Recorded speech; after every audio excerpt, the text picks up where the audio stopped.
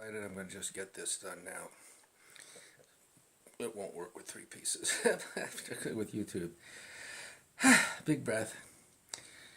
This is going to be titled Famous People with Major Depression Disease, Bipolar Disease, and Schizophrenia. The date today is September 19th. And so, I guess we're okay. Here I go. Today I want to talk about a subject that is not so much about me, but it's something that I find fascinating, and that is the link between the affective disorders and schizophrenia with highly functional and intelligent people, high cognitive function folks. It's well known that we feel better and function better when we're manic, but that should be when we're just a little manic. But famous people from the past have triumphed over these diseases in the sense that even without medications in the past, they were incredibly able to create great art, poetry, literature, and some great political successes. So, to break off a little bit from my improvisational style, I'm going to read first from a chapter in my first book entitled An Insider's View of Bipolar Disorder, and from a book by K. Redfield Jamison, Touch with Fire, Manic Depressive Disease, and the Artistic Temperament. And I should mention that K. Redfield Jamison herself is bipolar, and she's co-head of the Department of Psychiatry at Johns Hopkins University. She's written several books, including a memoir, and this book about the connection between creativity and manic depressive disease. So first, for my own book, I also might want to mention that all those books back there are biographies of people with these diseases that I've read and summarized in my website, which is www.mdgolden.com. Okay, going back to 525 BC, Aeschylus wrote what is considered the father of tragedy, and reading from Agamemnon, for example, quote, "He who learns must suffer, and even in adversity cannot forget, and falls drop by drop upon the heart. And in our own despair, against our will comes wisdom to us by the awful grace of God."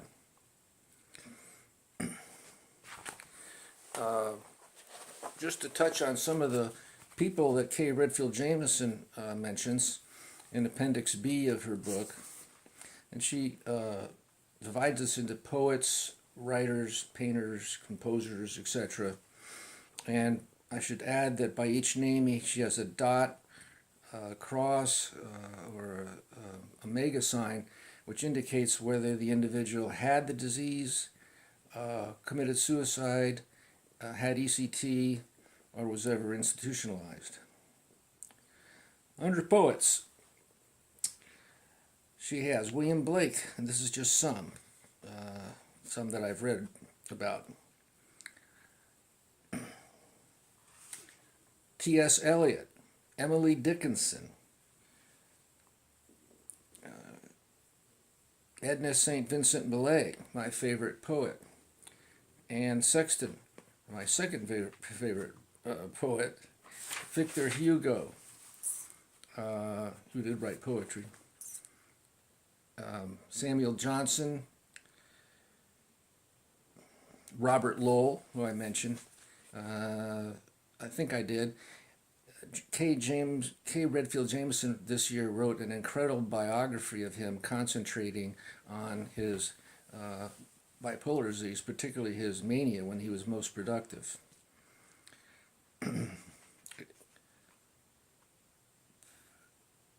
Sylvia Plath, another poet and best friends with Ann Sexton. Uh, Rebecca West, one of my favorites. Dylan Thomas, Walt Whitman. Under writers, we have Charles Dickens, William Faulkner, F. Scott Fitzgerald, Ernest Hemingway, Heinrich Ibsen, Eugene O'Neill, Tennessee Williams. Under composers, Hector Berlioz, Otto Klemperer, Robert Schumann,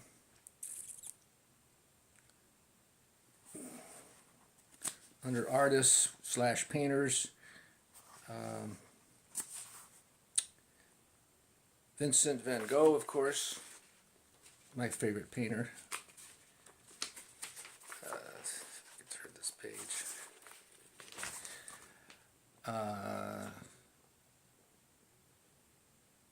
Edward Munch, Georgia O'Keeffe,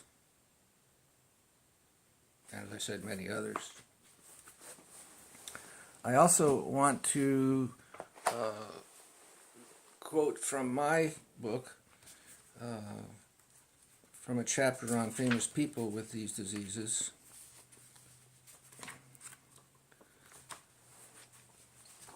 Because this mentions some politicians and generals and such. Benjamin Franklin, Douglas MacArthur, T.E. Lawrence of Lawrence of Arabia, Virginia Woolf, Rebecca West, William Randolph Hearst, Franklin Delano Roosevelt. Oh, an amazing biography, Edward Teller, called Teller's War, the Top Secret Story Behind the Star Wars Deception, written in 1992. It's amazing that we survived the Cold War in the 70s, because this guy, besides creating the A-bomb, was so almost crazy manic.